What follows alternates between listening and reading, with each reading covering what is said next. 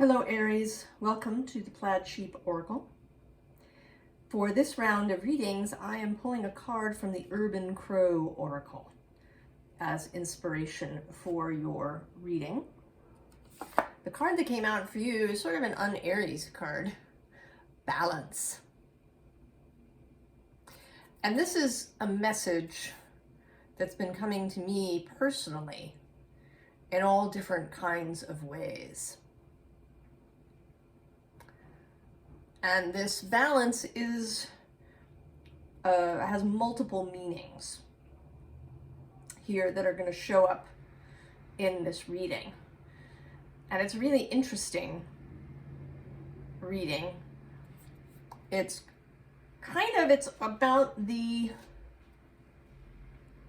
really about the advantages of pursuing this balanced way of being. And Aries certainly, our impulse, if you have an Aries sun, or especially if you have an Aries Mars, perhaps, or an Aries moon, is to act, right? Action is good. And control is good. We don't really think too much about being balanced in this way. But Libra is right across from us.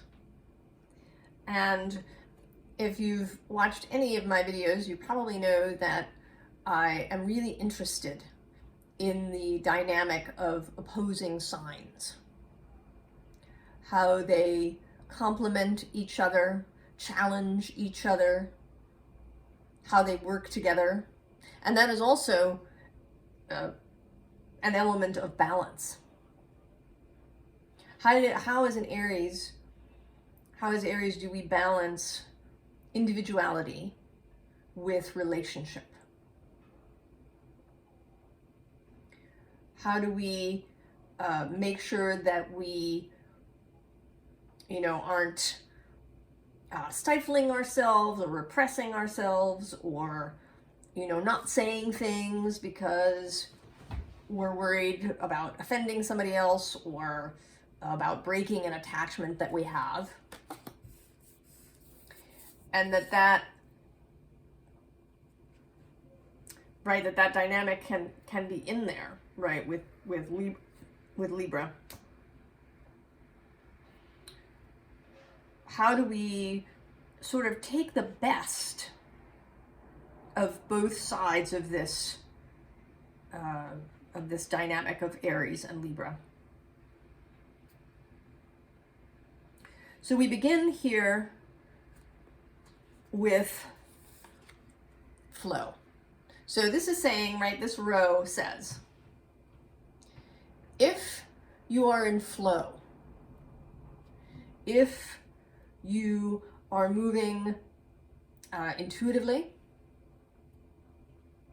if you are moving from your emotional heart space in a balanced way, right, in a responsive rather than a reactive way, if you are aware of your emotions, but you don't allow them to overwhelm you, then the possibility for that is that wind and thunder will feel like a hummingbird instead. So instead of, feeling like you're in a hurricane when something shows up in your life, maybe when you have, if disruptive thoughts show up, or if things that you're hearing out in the world, all right, wind is air, it's verbal and written communication, and we are overwhelmed with that, right? We're saturated really with messaging. It's everywhere. Everybody's opinions, everybody's ideas are all out there. I mean, even if you avoid social media, and I certainly know, quite a number of people who, you know, don't have social media at all, but they are still exposed to this stuff, you know, kind of, unless you went and lived on an island somewhere all by yourself. There's a lot of information coming at you, and it can feel disruptive. You can feel like you're being swept up. You can have anxiety or depression or other mind-based things. And then big events, right, can feel thunderous. You know, not in kind of a pleasant way, where it's far off and you can just sort of feel it buzz through your body, but like this herd of buffalo is bearing down on you. It can feel that way, you know? But if you can find a way to remain in that flow, then what feels like a hurricane to somebody who's not in flow will feel like the beating of a hummingbird's wings next to you. And instead of thunder, right, it'll be the sound of those wings, the sight of this beautiful little hummingbird instead. You will see things essentially in their proper proportion. You will have clearer perspective.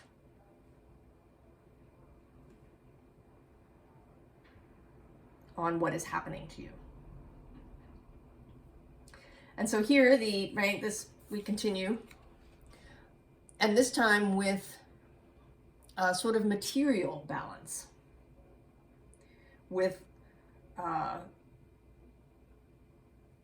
thinking about reciprocity, with a proper kind of idea about giving and receiving. If you can feel balanced, right? And often we grow up with one side being a lot heavier than the other. Maybe we grow up in a family where giving is the thing, right? It's always better to give than to receive. You're supposed to be charitable. You're supposed to be generous. You have to share. If you don't do these things, you are a bad person. But you can also end up on the other side, where you always feel lack. And you feel like, you know, you can't give anything, because then you won't have enough. And both of these are, you know, a disrupted idea of giving and receiving. And it doesn't always have to be exactly balanced. You can, you know, give someone a really expensive gift, perhaps. Or maybe something that took you forever, right? You knit someone a sweater. And maybe they give you a gift card. Or, you know, they buy you dinner, or, right? It doesn't have to be, right? Things don't have to be exactly in balance. Or you could just receive a gift without any expectation of you returning it. There might not even be an expectation of thanks.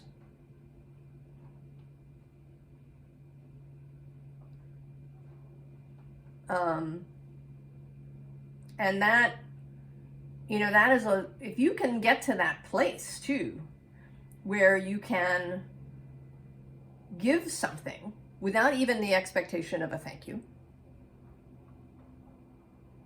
or you can receive something, perhaps, and say nothing.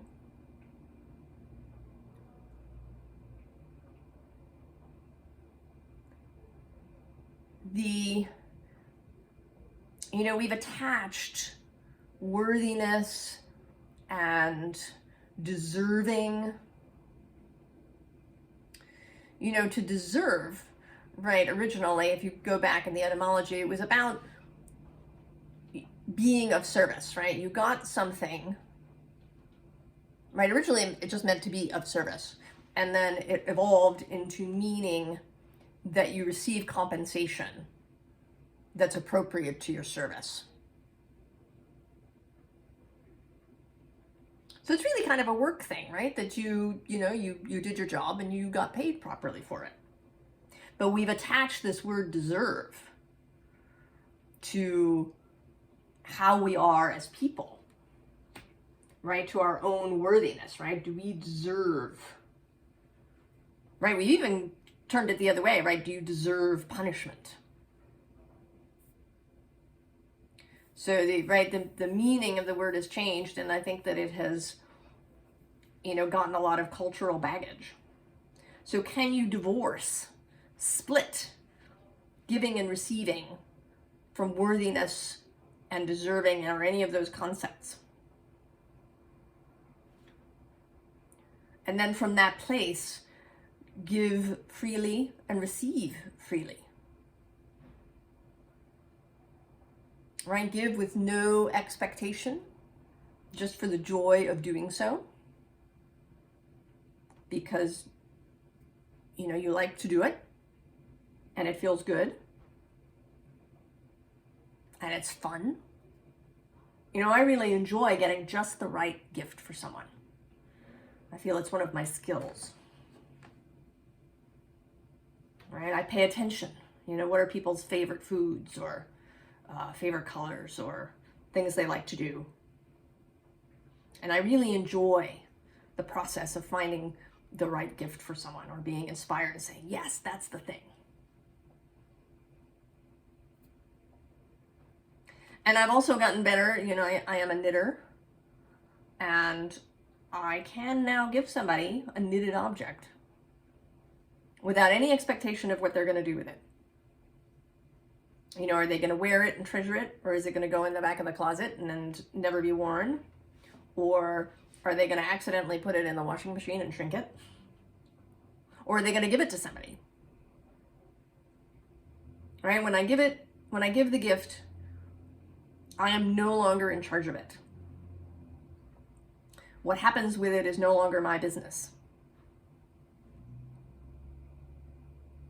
And also to be able to receive freely, without feeling any need to immediately reciprocate, or any feeling of obligation, like some kind of scale has been tipped, and now I need to make it even in this moment. And when we can do that, when we can receive freely and give freely, it opens us up. It opens us up to feel this 10 of emotions, 10 of cups, emotional satisfaction and joy with other people, because we're no longer in this state of obligation with these other people. I can give my love freely without needing you to love me back. Or I can receive love from the community without having to, reciprocate in some particular way for that. Right? That's that 10 of Cups emotional fulfillment. And also, it leaves us free to express ourselves. This Queen of Emotions, I think she's my favorite Queen of Cups in all my decks. She's fabulous, right? Rising out of the sea.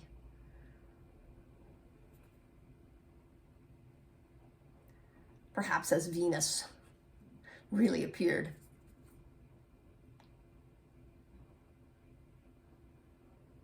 So one can express and be in balance, because we're not forever, seeking things from other people all the time. Right? We allow our, needs to be filled. We are able to go to the right people to have our needs met, because we do have needs as human beings. We cannot, as humans, physical, flesh and blood people, meet all of our own emotional needs. We need connection. But we need that connection to be free, right? We don't want to be chained to somebody or have somebody chained to us.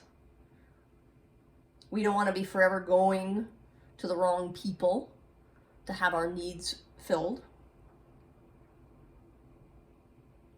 because we're confused and out of alignment with our own emotions. We want to feel comfortable, able to express our needs when it's appropriate.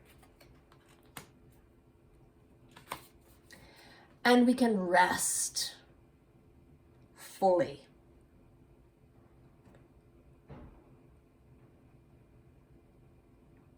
You know, that's, you know, if we're forever thinking about, you know, the next thing we need to do, or, you know, how we need to respond to something, or, you know, did we respond appropriately? Have we done everything that we were supposed to do?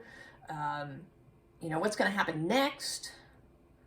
All of these things prevent good rest. There's Four of Voices, Four of Swords. Rest.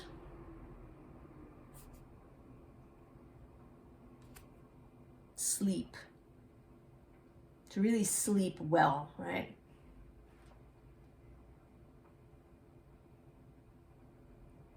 Right, the saying is, right, sleeping the sleep of the just. But I think sleeping the sleep of the balanced.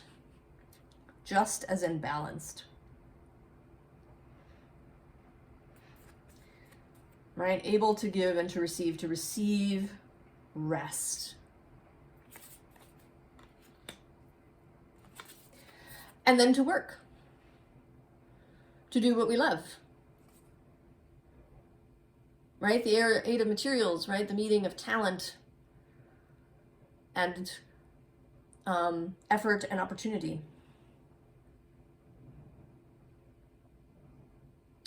If we can give and receive resources, then we can really do our work, whatever that may be. Right? We can ask for the appropriate money from clients if we have those, or customers. If we make things or have a service. Alternately, we can make sure we're being paid appropriately by our employer. That we are, you know, doing the work that we're supposed to, right? That we're not the place, we're not the desk where everything lands because someone else doesn't want to do it.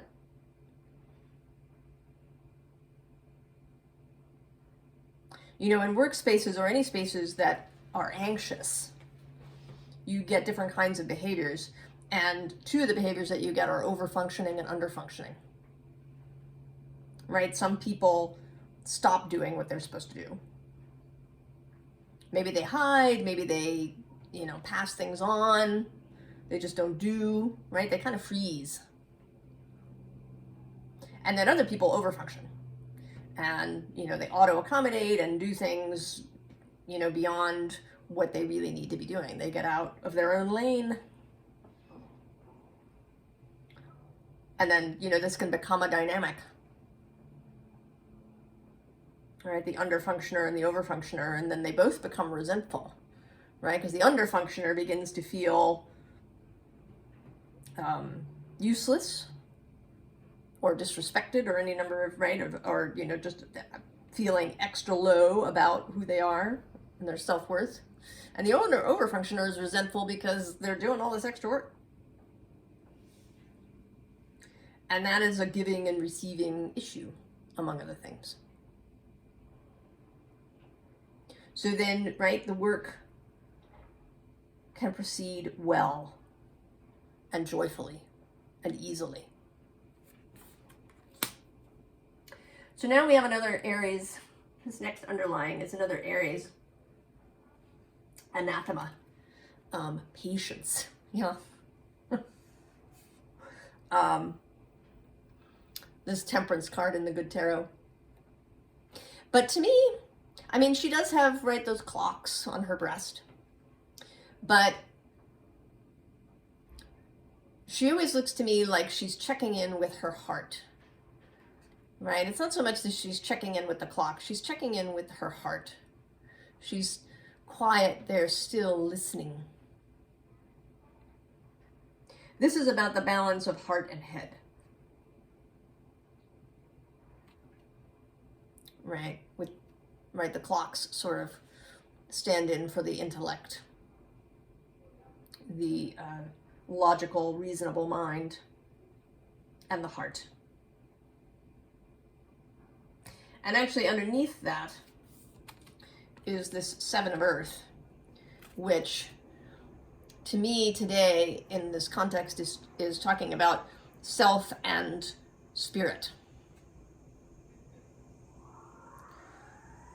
Right, a balance of listening to self, right, your own soul, your own heart, your own mind, and then also taking into account what spirit may be saying. Because ultimately, you and your own soul are the authority on what you should do and where you should go. Spirit can have all sorts of fabulous advice and guidance and information. And your personal fellowship has your absolute best interests at heart. But still, you are the final arbiter. So the balance, right? If something, spirit says something and it doesn't really quite feel right to you, you can really run it past your own internal systems. On the other hand, maybe you're not really hearing your own self, right? You're having anxiety, your stomach's twisted up about something. And spirit is there to say it's okay. So the balance of listening to self and spirit, the balance between heart and mind.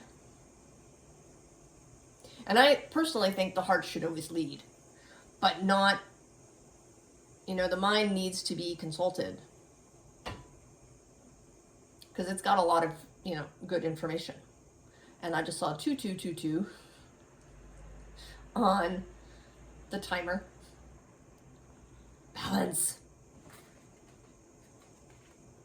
And so where that gets us is clarity, discernment, the ability to act when the time is right, when the moment is appropriate.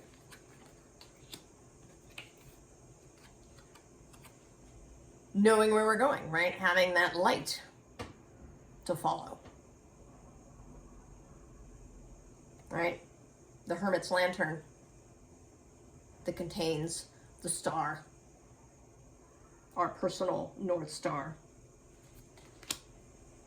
And of course, sovereignty of self. And this is Aries, the Emperor. Personal, right? Personal sovereignty, knowing, what you want, where you're going, what is right for you in your integrity. And then we have another card that I think of as Aries, the Fool. So, here she is, balanced on one foot. So this is the ability to balance in awkward situations, to not have to be planted, both feet on the ground, to be able to stand on one leg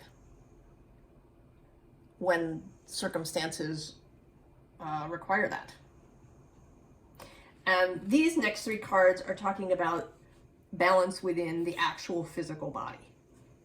So in the center, we have this sort of broken heart figure, right? Anxiety, depression, feeling brokenhearted, feeling deeply sad, suffering. And often, this can be, right, with these swords, caused by our own mind and the thoughts that we're having about a given situation. But it's also true that our bodies are important. right? If you go to a holistic practitioner, one of the first things they'll ask you about, right, is your digestion. Because that's where everything begins. And, you know, they'll also ask you if stuff is stressing you out. You know, are you having any issues? Because your mental state can affect your digestion. But the reverse is true as well. If your digestion is off, if you're eating poorly, if there is a lack of balance in, you know, your microbiome and in other aspects of your body, that can affect your mind.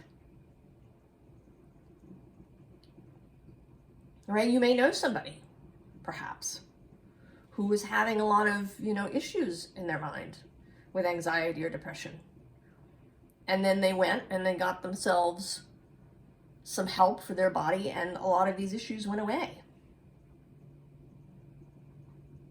You know, or they were able to, you know, get to the heart of, you know, any emotional or, you know, mental issues that they were having once they cleared the clutter in their body. Right? This is a relationship, right? Mind, body, heart, it's all, right? We're all one being. You can't really separate these things out. So the advice here, we have the herbalist, which I think, right, is about, you know, healing, right, tending to the body. And then the Six of Pentacles, and here I feel like this is your body, right, holding the pentacle, talking to you. And there's a figure here that's blindfolded and one without. So, right, getting clear on what your body is saying to you, coming into balance in your body. And this is not a static thing, right? It's not homeostasis, it's homeodynamism. Right? It may not be about, you know, eating at exactly the same moment every day and eating the same foods and all of these things, right? It can be dynamic. It's about you and what your body and self needs. And if you need to, go and see somebody, right? An herbalist, a naturopath. Go and see a holistic practitioner. Especially if you have something that's really chronic and has felt intractable and complex to you. But you can also, you know, do some research on your own too, right? Read about herbs, see what jumps out at you. Learn about your body. You know, and different healing modalities will resonate with different people. So do some reading, do some research, find things out, right? That's an aspect of the Fool too. Just, you know, going and seeing. To find that physical balance, to find that homeodynamism in your body, where your body feels good. Because that will also lead, right, and that will help you, right, with this, which can then help you with this. All interconnected. So I asked for a last little bit of advice for you, or a final message. So what I got, the underlying is the Emperor again, you. And the three cards underneath it, or actually, well, we'll start with this first too. One is this Ace of Cups and this Three of Wands. And here I sort of see you seeking this cup. This was a reading for a different sign that we had a while back. and partly for the collective, right? The seeking of the grail of the cup. And the answer is, again, you, Aries, Queen of Wands. And also, right, the balance. These are the two traditional keys of Aries, the Emperor and the Queen of Wands. Queens being the rulers over cardinal signs. Aries, the most cardinal. The initiator. She is dynamic, this Queen of Wands, but not willy-nilly. Both of these energies are sovereign. They have control not of external circumstances, but of their own thoughts. The choices they make. And it's not rigid control, right? It's not about policing your thoughts, but about awareness, right? Not allowing yourselves to spiral out.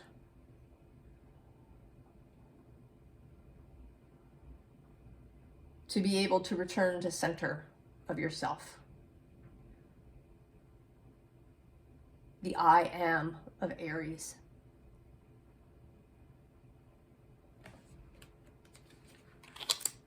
So there you are, Aries. The advantages of coming into balance. I wish you all of the very best, Aries, and I hope that you find this space of flow and reciprocity, and yes, even patience, when that's required.